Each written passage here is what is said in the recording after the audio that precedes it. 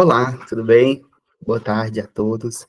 Meu nome é Tássio, eu sou psicólogo e neuropsicólogo, e é com grande satisfação que participo, desse primeiro encontro multiprofissional de saúde pública e bem-estar. Hoje nós vamos mergulhar sobre um tema que considero essencial para a construção, então, de uma saúde pública mais humana, mais eficaz, e com o tema, neurodiversidade na saúde pública, inclusão começa no acolhimento. Vou projetar aqui o material, instante.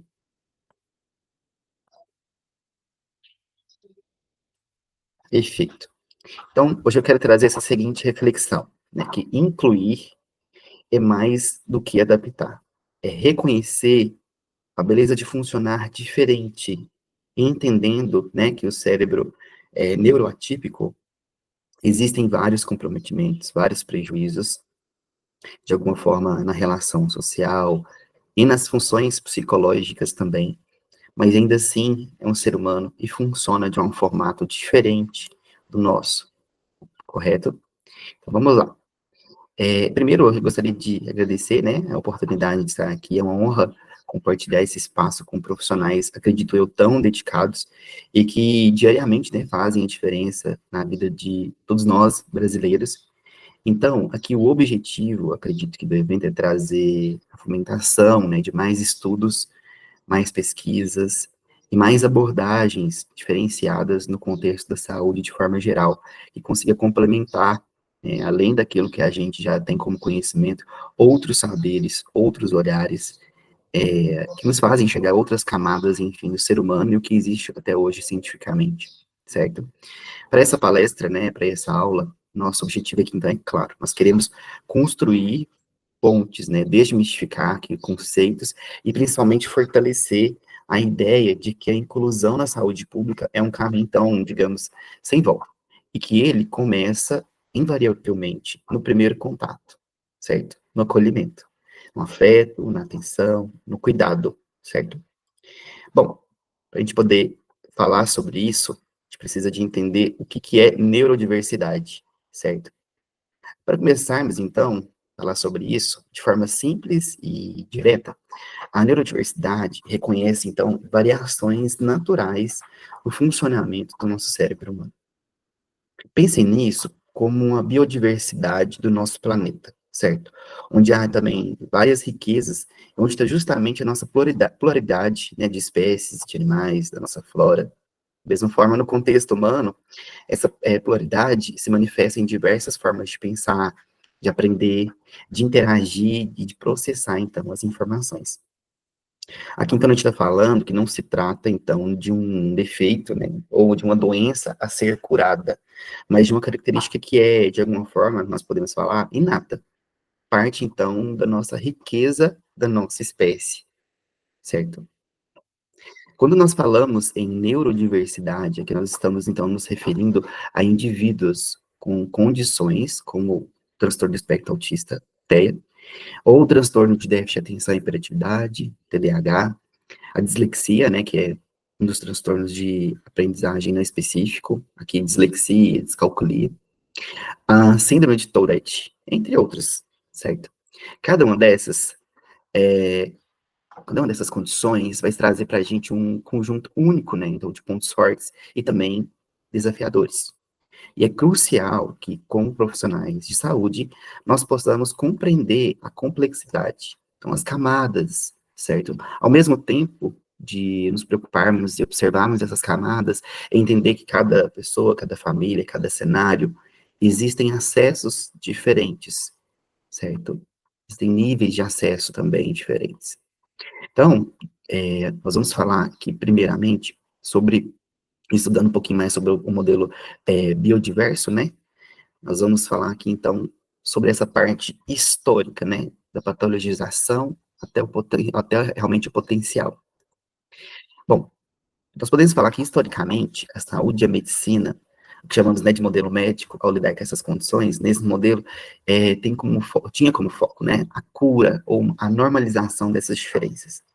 Então, pense, por exemplo, em abordagens que visam, por exemplo, tornar uma pessoa autista menos autista, ou corrigir, por completo a dislexia, Esse modelo, embora, assim, bem intencionado, em alguns casos, muitas vezes já gerou estigma, invisibilidade e muito sofrimento, pois colocava esse indivíduo numa posição como se fosse uma posição de doente, que precisava ser curado, ou que colocava esse indivíduo numa posição de falha, como se esse indivíduo tivesse vindo ao mundo de uma forma incorreta, de uma forma desajustada e, ainda assim, invalidada, fora do padrão, entende?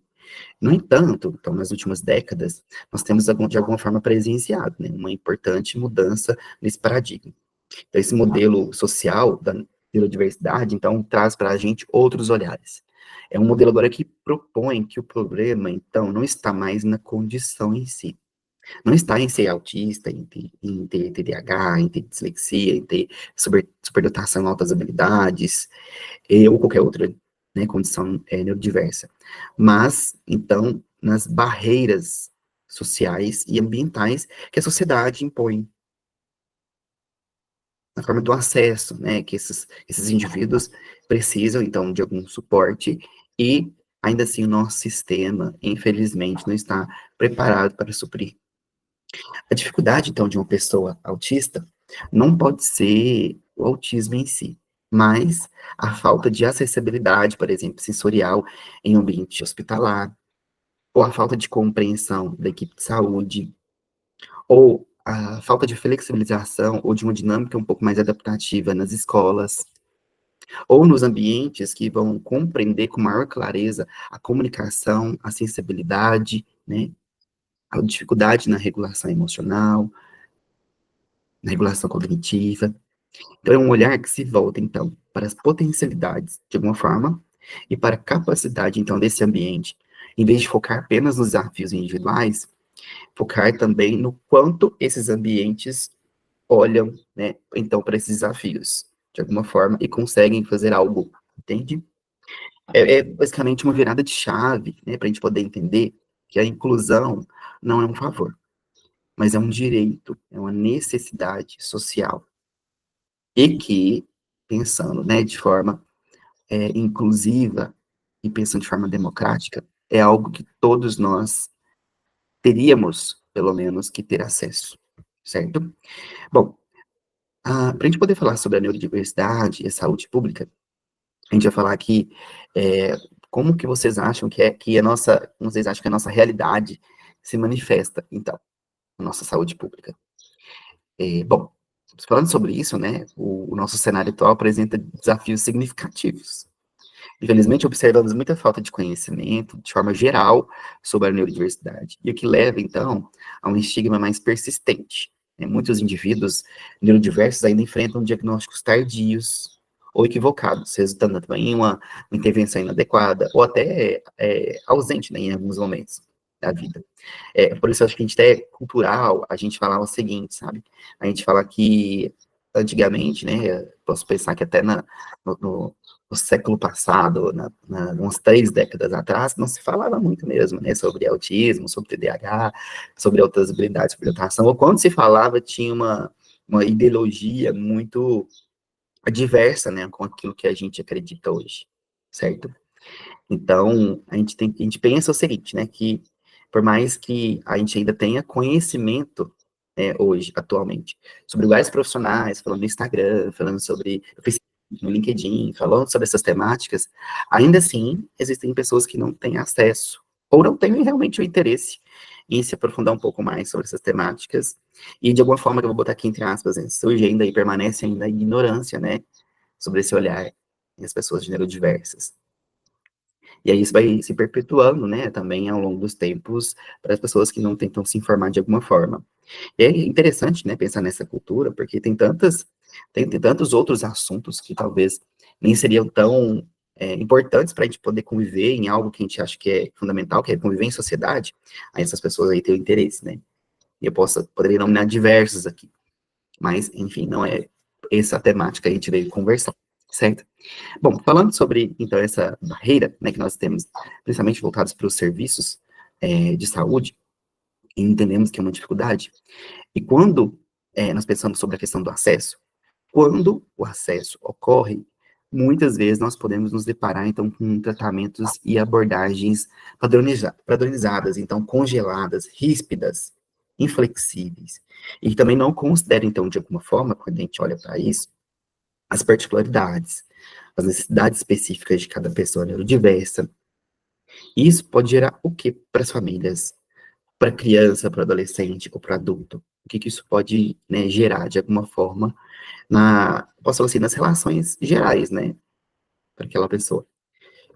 Eu posso falar que a gente pode gerar tanto sentimento, né, de frustração, desengajamento, infelicidades, né, pode causar uma desregulação emocional, e inclusive a parte da evasão do tratamento, ou seja, uma desistência.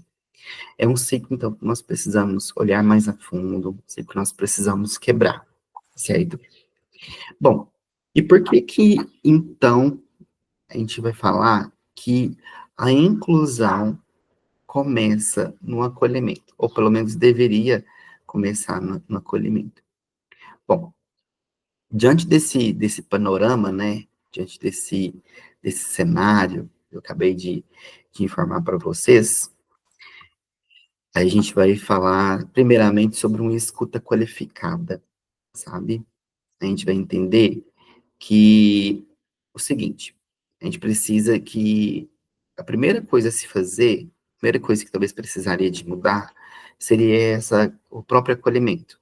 O como, né, a gente olhar esse primeiro contato com as famílias ou com o indivíduo neurodiverso.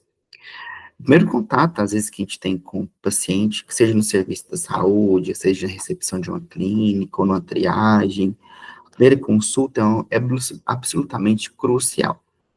É ali, por exemplo, que a gente define a relação com esse paciente. Muitas vezes, que a família já vem totalmente, né, sem orientações, desamparada, e é onde nós precisamos ter mais atenção, mais afeto, mais cuidado, entender, né, o cenário de cada família, quais os atravessamentos, além das próprias dificuldades e desafios, né, psicológicos, emocionais, que aquela família, criança, adolescente, o adulto, né, atravessa.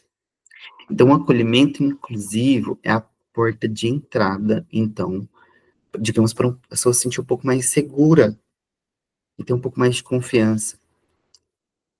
Pensar sobre a questão da neurodiversidade, principalmente sobre aquelas pessoas que têm um pouco mais de hipersensibilidade sensorial, ou as dificuldades, né, de comunicação, de falar sobre essa questão que é tão vulnerável, que é tão sensível, eles podem se sentir muitas vezes sobrecarregados ou ansiosos em ambientes principalmente não adaptados. Que não existe, então, esse olhar de alguma forma que a maioria deles não são vistos, né, pelas suas necessidades, porque por mais que a gente vai falar, olha, eu tenho uma criança que foi diagnosticada, fez avaliação neuropsicológica e foi diagnosticada com TEA.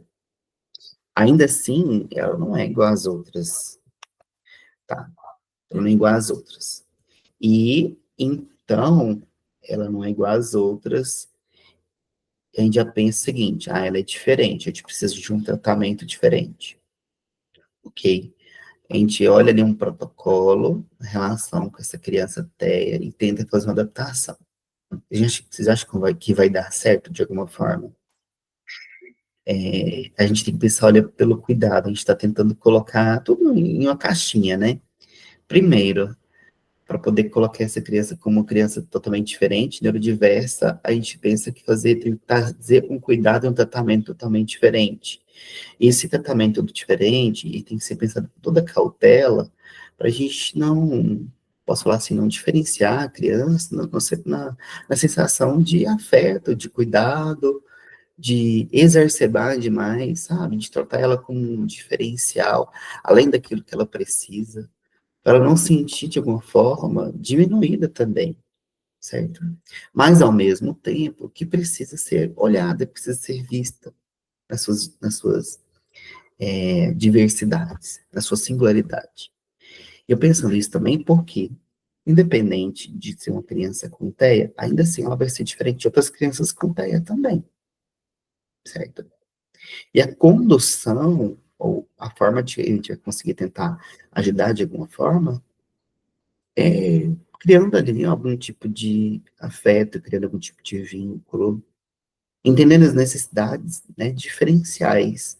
Eu não estou falando da necessidade diferencial do TEA, mas é as necessidades diferenciais daquela família, daquela criança, daquele indivíduo por si só, entende? Então, a gente entende que essa relação é muito importante com o paciente, né? Com a família, no caso da criança, ou com o responsável, é muito importante.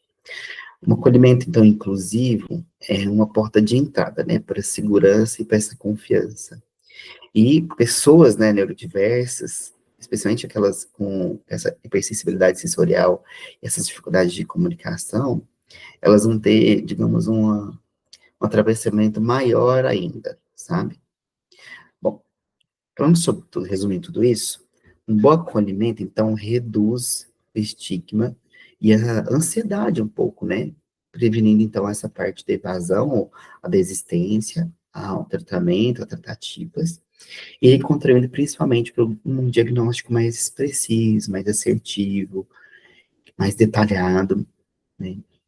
Então, vamos pensar no impacto de um olhar, então, mais acolhedor, de uma escuta mais ativa, de um ambiente que demonstra mais compreensão desde aquele primeiro momento. Isso faz, assim, toda a diferença. Bom, agora nós vamos falar um pouquinho sobre os pilares do acolhimento inclusive nessa saúde pública. O que que seria necessário para que isso fosse, né, construído de alguma forma?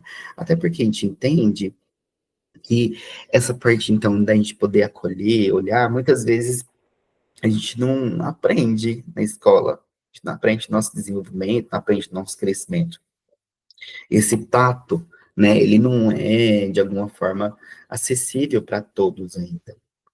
Então, pensando sobre isso, a gente vai falar um pouquinho sobre a avaliação neuropsicológica, né, que ela é muito importante, principalmente como aliada nesse processo, e falando sobre o quê? Normalmente, quando a criança, o adolescente, o adulto, ele já tem algumas suspeitas, já tem alguns sinais e sintomas, né? Desde ali o primeiro crescimento, né? 2, 3, 4 anos, essa fase inicial, a gente deve pesquisar e investigar um pouco mais a fundo para entender não exatamente o CID, o diagnóstico, mas entender qual a melhor condução. Isso nos ajuda muito a esse olhar, né, do que é preciso, quais profissionais são mais corretos, né, da gente poder fazer essas orientações, indicações, quais as tratativas, quais os principais olhares que cada um desses profissionais tem que avaliar, né, para poder conduzir os seus atendimentos. Então, posso falar que na avaliação neuropsicológica, aqui como aliada, a gente evita o reducionismo, certo? Então, a gente evita ali trazer ok, tem ideia, evita trazer ter TDAH, ter, digamos, dislexia, ter o TDI, que é o transtorno do desenvolvimento intelectual, a gente tenta, pelo menos eu, abordo muito mais quais direcionamentos são necessários. E esses direcionamentos eu fico pensando muito mais de forma detalhada, não pensando em instruir ou de alguma forma, né, pensar sobre o pensamento que soberbo sobre os outros profissionais, mas tentando indicar algumas coisas que precisam de trazer algum tipo de desenvolvimento. Então, vamos supor que na avaliação neuropsicológica que eu realizo, a gente faz, primeiramente, uma investigação, né, inicial de anamnese, de histórico, por exemplo, com os pais, ou com a criança, ou com os responsáveis, ou se for adolescente, né, com as pessoas mais próximas, que observam ali o dia a dia de comportamento, e percebem, né, então, alguns sinais junto com esse paciente. Então, fazemos toda essa investigação inicial, através de observações, não só de autorrelato, mas de heterorrelato também. Esse heterorrelato então vem de outras pessoas envolvidas, né, nesse cenário, junto com o paciente. Após isso, a gente parte, então, para poder desenhar um pouco melhor, de forma personalizada, os testes, né, as baterias, os questionários, os inventários, os próprios testes, né, regulamentados pelo Conselho Federal de Psicologia. E aqui a gente envolve, por exemplo, muito o cenário de trazer testes de forma geral, não especificadamente somente para o diagnóstico, que ele tem alguma suspeita.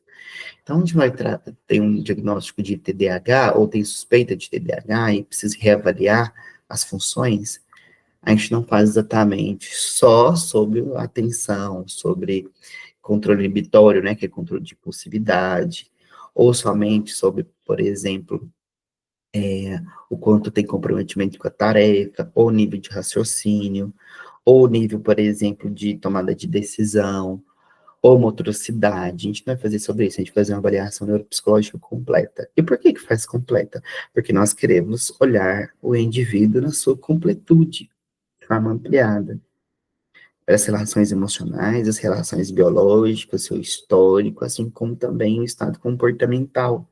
Então, a avaliação neuropsicológica complementa tudo, por isso é uma investigação, posso falar, aprofundada e especializada, né? Somente profissionais especializados vão conseguir conduzir com esse enfoque neuropsicológico uma observação ou até mesmo condução específica para aquele caminho.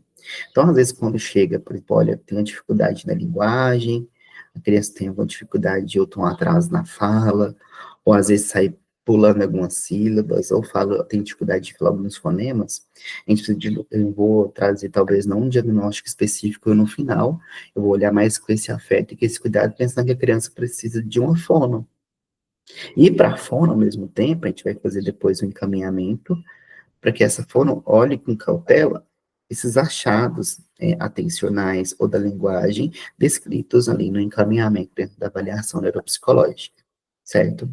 Então, todos os laudos, eles são instrumentalizados de forma clara, com escuta, com afeto, e podem ser muito bem aliados, né, dessa primeira percepção, desse primeiro acolhimento, que seja nos setores hospitalares, seja no SUS, que seja nas clínicas. Então, é muito importante a gente revisar. Outro assunto aqui que é importante a gente falar sobre ele também, vou até debater aqui com os estudos de caso, com vocês depois, mas é principalmente a parte da capacitação profissional. Então, não podemos, de alguma forma, acolher o que nós não conhecemos, não é verdade? É vital, tá, que os profissionais de saúde em todas as esferas, que sejam médicos, enfermeiros, psicólogos, assistentes sociais, TOs, né, os terapeutas ocupacionais, as recepcionistas, recebam de alguma forma uma formação assim continuada mesmo sobre a neurodiversidade. Então isso inclui desde a compreensão básica das condições até o desenvolvimento de competências para a gente poder identificar e manejar, né, de forma particular cada indivíduo. Mas essa pergunta é mais Tássio, como que isso é possível? Por exemplo, as recepcionistas nem são, né, da área da saúde, por que que elas precisam ter esse tipo de capacitação? Gente, eu digo que as recepcionistas, na maioria dos casos, elas são a porta de entrada dos ambientes, das organizações. Então, elas precisam ter essa condução, entender, de alguma forma, por mais que elas não vão trazer essa tratativa, né, trazer ali caminhos de tratamento, mas ela, só esse primeiro momento ali com os pacientes, são a pessoa que, a primeira que vai dar atenção, vai dar esse primeiro acolhimento, para poder compreender ali junto com os pais, junto com a criança, sim, fundamental que elas também tenham essa formação, que tenham essa capacitação, que tenham esse senso, né, esse tato de como lidar com essas famílias, de como lidar com essas crianças, e não pensando aqui de forma reducionista, mas que seja de forma mais ampliada, que abra um pouco mais a cabeça, seja mais flexível, para que possa entender e se alternar ali de acordo com as suas capacidades, o que é possível, né, para aquele momento e para aquela família, sabe? Bom, o segundo pilar, né, eu falei o primeiro pilar, que você acha que acredito que seria a parte da capacitação profissional. E o segundo pilar, a parte da comunicação aqui adaptada. Então, a forma que aqui nós nos comunicamos, às vezes, com essas famílias, com esses pacientes, com esses indivíduos, né, às vezes diversos, ele pode se tornar uma barreira, pode se tornar uma ponte. E por quê? Bom, para pessoas neurodiversas, especialmente para, por exemplo, às vezes as crianças, adolescentes ou adultos com TEA, né, com espectro autista ou com TDAH, uma linguagem clara, objetiva e, se possível, mais visual, ela é essencial. Mas como que eu vou fazer isso, por exemplo, na clínica? Existem várias formas, gente. Existem várias formas. Mas pensando agora de forma mais condutiva, eu acho que o principal desafio que eu uso hoje em dia na clínica principalmente nas escolas, na educação. Porque eu vejo que tem uma forma muito cristalizada, né, naquele ensino. E quando, por exemplo, os pais falam, olha, eu poderia fazer uma prova um pouco mais visual para minha criança, ou poderia trazer esse conteúdo de forma, né, mais dinâmica, ou dar um pouco mais de tempo para que ele possa realizar, a gente entende que algumas escolas são muito inflexíveis ainda, sabe? Então, a gente está falando aqui para poder evitar esses jargões mesmo, evitar, às vezes, essa, posso falar aqui, flexibilidade, né, da forma de se comunicar, da forma de tentar entender as diversas formas que outras pessoas aprendem, lidam, compreendem. E que, né, eu posso dizer que não só as pessoas neurodiversas, né, mas no sentido geral. Né? Às vezes tem muita gente que consegue aprender mais visualmente, outras de forma mais sonora. Então, tem várias formas de aprendizado. E porque se não custa para a gente tempo, o quanto que a gente consegue flexibilizar de alguma forma, que seja aos poucos, esse acesso, essa flexibilidade, esse entendimento, né, essa compreensão para essas pessoas que, então, têm essa necessidade.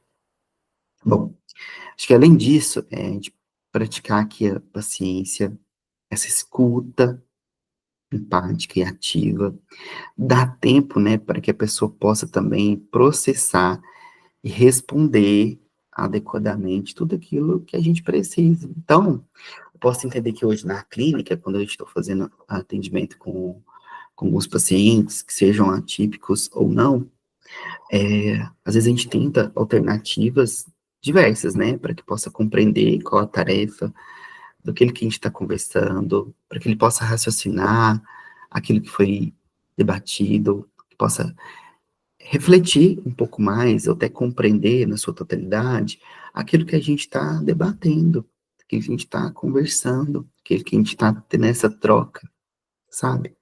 Acho que nesses tempos de hoje, a gente fala que é uns tempos tão corridos, né? A gente tenta correr atrás do relógio de todas as formas, a gente acaba esquecendo que a nossa forma de expressar, a forma de olhar o outro, ela vai ficando para trás.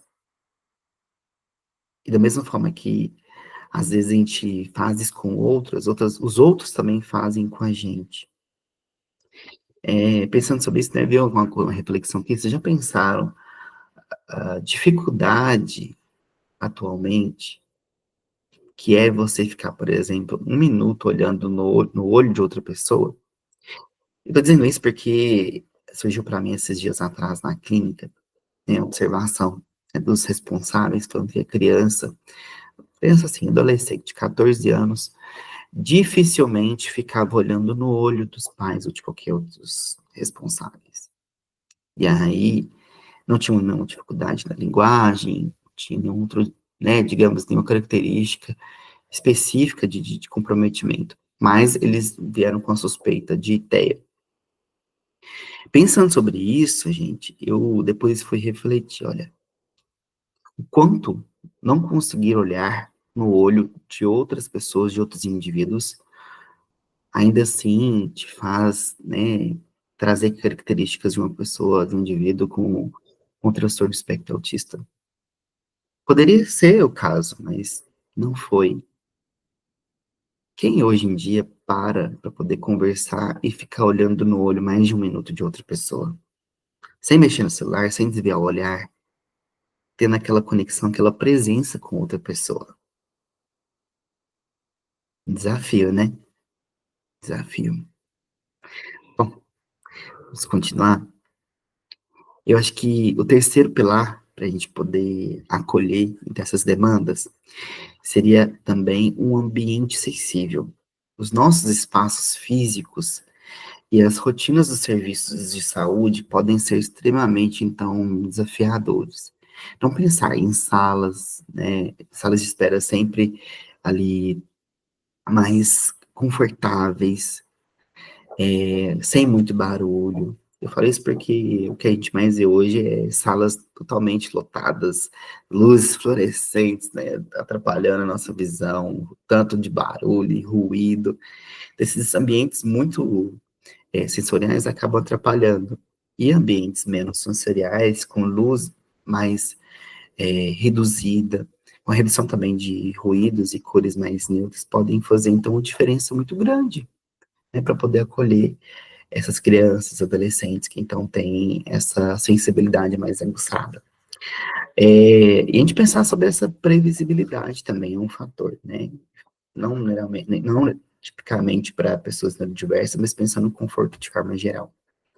Então é importante também para condução, de alguma forma, dessas crianças, desses adolescentes, posso falar que até em casa, a gente informa, por exemplo, com planejamento, rotina, criar passos, usar recursos visuais, explicar procedimentos. Isso gera algum tipo de segurança, né, para essas pessoas. E aí é fundamental trazer então, um atendimento que traz esse tipo de conforto, né? Bom, o quarto pilar, pensando sobre isso, é trazer uma abordagem interdisciplinar. A neurodiversidade, então, ela é complexa, depois que você já viu isso tudo que eu falei, ela é complexa, ela é multifacetada. Ninguém sozinho detém todas as respostas. Não mesmo, gente, até pensando pela diversidade que todo ser humano é. Ninguém tem todas as respostas para todos os problemas, ou enfim. O trabalho, então, em rede, ele é fundamental. Nós precisamos, né, de que se comuniquem, que compartilhem informações, que construam, então, um plano de cuidado integrado. Isso faz total diferença, né? Envolver a família também, os cuidadores e as diferentes especialidades, sempre promovendo, então, uma visão mais ampla do indivíduo. Isso é muito importante, sabe? Eu trabalho num espaço hoje, além de trabalhar de forma, né, particular, individual, eu trabalho também em parceria com a clínica, onde a gente desenvolve projetos, né, para crianças com altas habilidades, ou também faça parte de avaliação ali junto à rede credenciada de convênios ou particulares, faça a parte de reabilitação cognitiva, faça a parte de psicoterapia, mas no ambiente também tem, por exemplo, atendimentos voltados para psicoterapia, para técnica ABA, tem também um espaço para psicopedagogia, tem outros tipos de intervenção, como orientação parental, tem acompanhamento nutricional, então tem vários recursos. E normalmente, a gente sempre, quando às vezes, quando sempre é possível, a gente faz esses encaminhamentos internos, quando a gente vê a necessidade, a gente faz encaminhamentos internos. Por quê? Esses encaminhamentos internos, a gente consegue conduzir da melhor forma, fazendo as trocas da informação. A gente sabe que, por mais que isso seja fundamental, ainda assim existem profissionais que vão nos dar essas informações, de alguma forma, para outros profissionais. Existe, gente. Tem gente, por exemplo, que já fez o tratamento específico ali, psicológico durante 10 anos, e com 11, 12 anos a gente foi fazer avaliação neuropsicológica, né, foi se descobrindo ali algum diagnóstico, e super importante, né, se nós tivéssemos esse conteúdo, né, de acompanhamento durante esses 10 anos de tratamento psicoterapêutico, o profissional não se recusou, sabe? E não é obrigatório, sabe? De alguma forma não é obrigatório, mas é ético, é consensual, e é importante, né, que possa ter essa construção mútua, né, principalmente no papel nosso, como neuropsicólogo, que é de investigação, para trazer mais clareza para o paciente, para trazer mais orientação do que fazer naquele momento. Então, é importante a gente ter essa visão ampla, né, sobre as coisas. Bom, falando um pouquinho sobre nossos estudos, eu trouxe alguns estudos de caso, olha, trazer para vocês. Uma criança com TDAH taxada como sem limites. Um menino de 8 anos, então, rotulado como problemático na escola, e após avaliação neuropsicológica e intervenção adequada, demonstrou melhora significativa no comportamento e aprendizagem quando as suas necessidades específicas foram atendidas. A gente vai falar aqui sobre esse caso, então, a criança de 8 anos que, né, foi diagnosticada com TDAH, e é passada, então, como sem limites, por quê? Não conseguia prestar atenção na aula, ficava o tempo inteiro conversando com os colegas, ficava agitado, levantado da cadeira, corria para todo lado, ao mesmo tempo que também, então, não conseguia aprender o conteúdo, tirava a atenção dos colegas ao lado. E se distraía muito também, sabe? Se distraía muito, qualquer coisa ali, se dispersava. Em casa também era muito impulsivo, respondia os pais, inclusive muitas vezes passa por um diagnóstico, né, de TOD. Então, teve esse caso. E após, então, essa parte da avaliação psicológica, a gente fez toda a avaliação, né, ampliada ali, junto com as informações, junto com os professores, com os pais, com o histórico da criança também, aplicando todos os testes de atenção, hiperatividade, impulsividade, das funções executivas, do controle de impulsividade, da rigidez cognitiva. Então, a gente fez todos esses testes voltados para esses parâmetros, e aí foi possível fechar, então, o diagnóstico, trazendo ali como melhor condução, primeiro, a parte da conversação, um pouco mais objetiva e clara com a criança. A forma na escola também, que poderia ser flexibilizado para essa criança uma forma diferente de conduzir, talvez especificadamente trazendo algum conteúdo final ali de interesse que a criança já tinha, então prendendo um pouco mais a atenção. E, além disso, posso dizer que para essa criança em específico de 8 anos, não houve medicação inicial. A gente vê aí muito com muita intercorrência, trazendo hoje alguns medicamentos, né, igual a Ritalina, Vinvance, Atenta, são os mais conhecidos. Mas para essa criança, ainda assim foi conduzido, pelo menos nesse período inicial, de 6 meses a 1 ano, ainda sem medicamentos, para saber, né, com as novos direcionamentos, que seja a parte de psicopedagogia ou até com o psicólogo especialista, quais as tratativas que foram trazidas ali com orientação para que ele possa se desenvolver, entende? Após esse período de 6 meses, caso ainda não tiver nenhum tipo de desenvolvimento, ou ainda tiver, né, ali latente, essas dificuldades, esses prejuízos, aí sim é recomendado trazer alguma orientação medicamentosa. Mas até por uma questão consensual, os pais também não eram ali aptos, né, ou aceitáveis a trazer algum tipo de condução medicamentosa. Adolescente, próximo caso, né, adolescente com altas habilidades por dotação invisibilizado. Então, jovem de 15 anos com baixo rendimento escolar e problemas comportamentais. A avaliação revelou altas habilidades não estimuladas, levando até de frustração. Após adequações educacionais, houve transformação positiva. Bom, o que a gente quer dizer com isso aqui? Por que era invisibilizado? Gente, esse jovem com 15 anos, com baixo rendimento escolar, foi passando para a gente como um caso de dislexia, não conseguia aprender, não conseguia escrever, não conseguia acompanhar o conteúdo, mas eu tinha um raciocínio muito bom, muito bom. Revelou altas habilidades para poder aprender.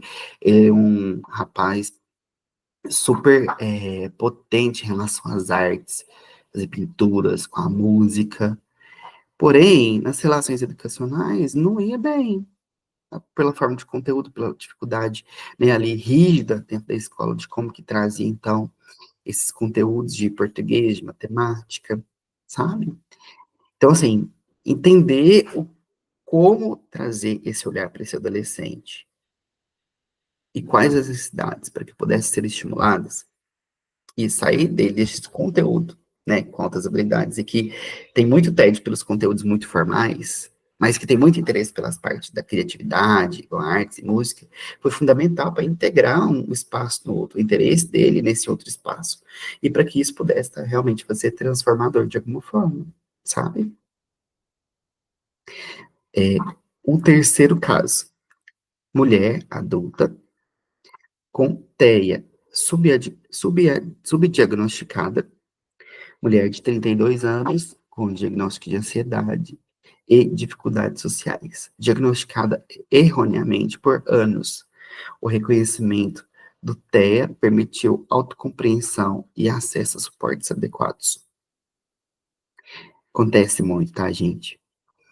Posso dizer que a clínica hoje neuropsicológica aparece muitos, mas muito casos mesmo, sobre adultos, né, com diagnóstico de TDAH, de TEA, de altas habilidades, e de outros, né, outros diagnósticos, e que não foram perceptíveis, ou que não teve essa procura, ou que teve o diagnóstico errôneo durante a infância, durante a adolescência, e são anos, né, de atravessamento, de prejuízos, que sejam emocionais, socioemocionais, psicológicos.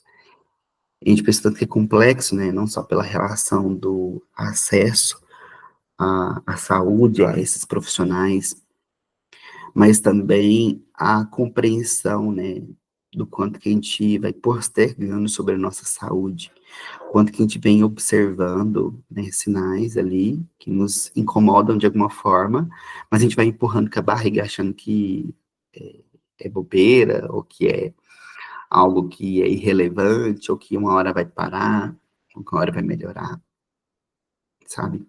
E eu não culpo, né? A gente não é culpado disso. A gente vem de uma cultura que vai empurrando as coisas com a barriga, sabe? Mas a gente pode fazer diferente. Essa mulher de 32 anos já chegou com um diagnóstico, né, de ansiedade e dessas dificuldades sociais. Só que o diagnóstico veio muito mais agravante. Ela não conseguia sair de casa mais, porque não queria contato social. Esse histórico de crise de ansiedade, crise de pânico, ideações, de algumas vezes, ideações suicidas. Então, a gente tem tudo que é complexo, sabe? E, após o aprofundamento, né, em multidisciplinar, que nesse caso ela já fazia acompanhamento medicamentoso, a gente veio para pesquisar um pouco mais de até desde quando, né, esses sinais estavam presentes, quais os principais sinais sociais, quais as dificuldades que teve, por exemplo, com a aprendizagem no início, qual é o nível de empatia, qual é o nível de motivação, percepção social. E não é só sobre a questão social, a gente vai falar também sobre as relações das funções, né, psicológicas. Aqui nível de atenção também fica prejudicado, a nível de impulsividade fica prejudicado, a nível das relações mesmo, que a gente tem a vontade de ter esse contato com o outro. Hoje em dia, talvez pela parte de socialização, a gente fica prejudicado em todos os patamares, que seja no trabalho, que seja nas relações, então, ou até que consigo mesmo, entende? Então, essa compreensão foi muito importante e foi muito conduzido aqui, primeiro, para poder fazer um ajuste medicamentoso, né, de forma imediata, já que ela tinha condição de anos, né, para outro diagnóstico, então, um ajuste medicamentoso, e posteriormente, né, para a parte de reabilitação cognitiva, então, ajudar ali, trazer alguns estímulos para socialização, para dificuldade também na regulação emocional. Então, como é que poderia trazer, através da reabilitação cognitiva, que é também feita pelo neuropsicólogo, é, algum tipo de suporte voltado para ajudar na atenção, na concentração, na memória, na regulação das emoções, né? Às vezes está sentindo raiva, ok, mas o que, que eu vou fazer com isso? Isso tudo com suporte, com apoio psicológico mesmo, entende? Aqui, então, esses três casos, que acho que são três casos mais pontuais, mas tem vários, e que vocês quiserem entrar em contato comigo, eu acho que a gente vai trazer todo esse sigilo, mas a gente consegue fazer avaliações, a gente consegue conduzir da melhor forma, tá? Consegue trazer, né, alguns direcionamentos independentes de se quiser fazer avaliação agora ou não. Então, é um espaço seguro que a gente possa falar um pouco mais sobre esse assunto que é tanto um tabu, né? Tipo, aprender se a gente tem um diagnóstico ou não, acho que o primeiro passo é a gente entender o que está acontecendo com a gente primeiro, sabe? Bom, deixa eu passar aqui o slide. Quais seriam aqui, gente, os caminhos para o futuro, então, certo? O que que nós podemos fazer para sair do cenário que nós já estivemos e que nós estamos hoje e que nós queremos, entende? O que nós podemos, então, fazer? Primeiramente, né, a gente conversou aqui sobre essas etapas, sobre os pilares, eu acho que eles são muito importantes, para que a gente possa adaptar de alguma forma, né? Tudo que a gente conversou sobre esses três pilares, eles são, acredito, fundamentais para que a gente possa se organizar, a gente possa olhar, a gente possa ter uma atenção mais ampliada, certo? E o papel, digamos aqui, do neuropsicólogo então, ver uma atuação mais central no acolhimento inclusivo e principalmente para essa parte da avaliação, certo?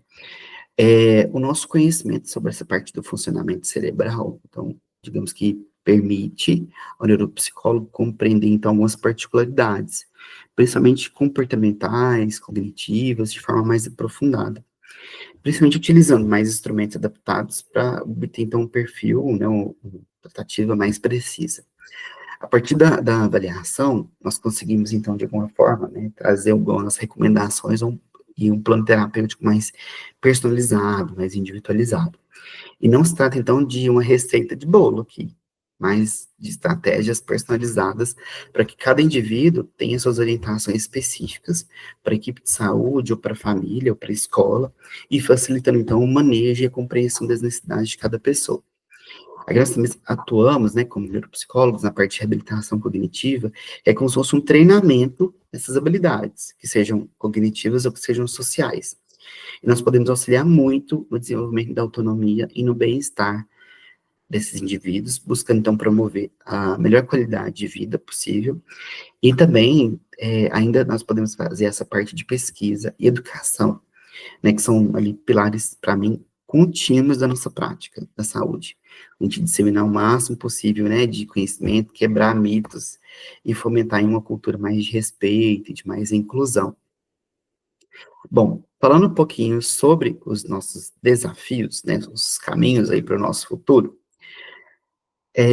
posso falar que ainda assim esse caminho, ele vai ter complexidades do mesmo jeito, né, a gente não vai ser livre, digamos, de desafios, de empecilhos, mas ainda assim nós enfrentamos essas questões com a implementação de ambientes não mais adaptados, com certo discernimento, com mais compreensão do que é possível, com capacitação, isso deve ser um pouco mais, posso passar um pouco mais fácil, um pouco mais leve.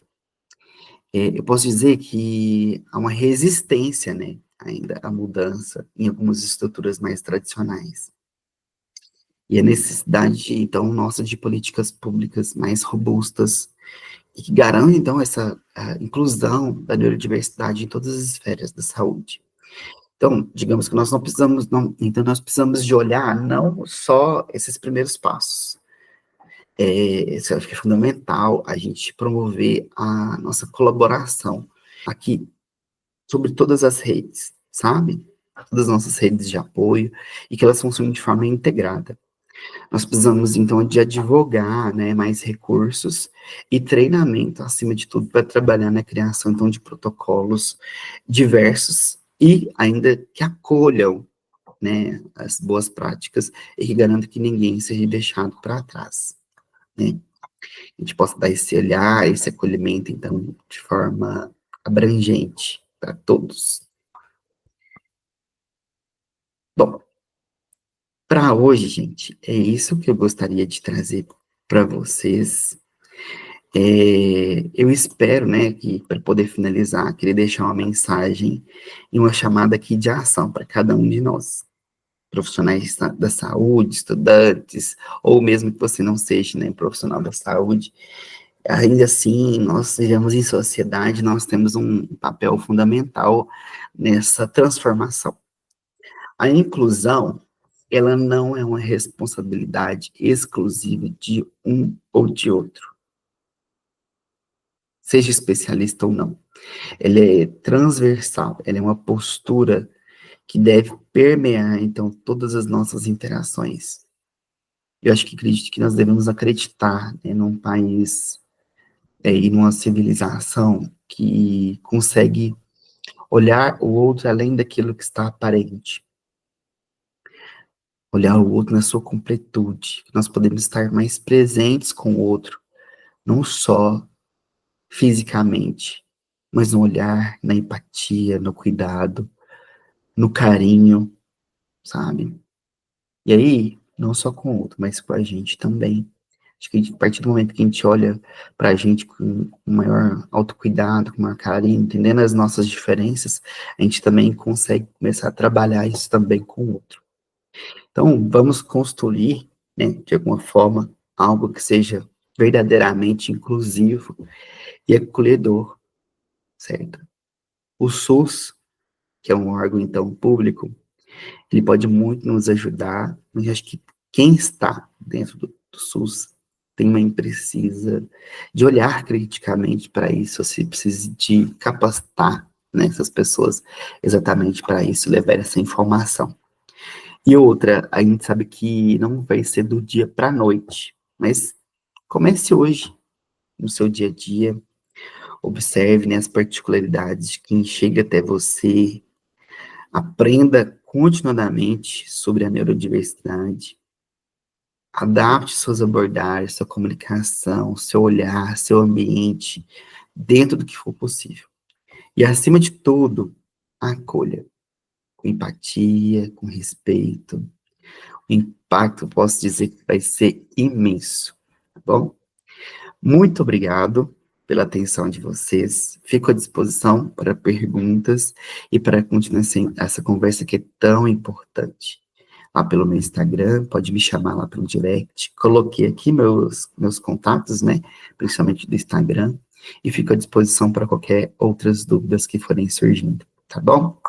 Um abraço para vocês e até a próxima.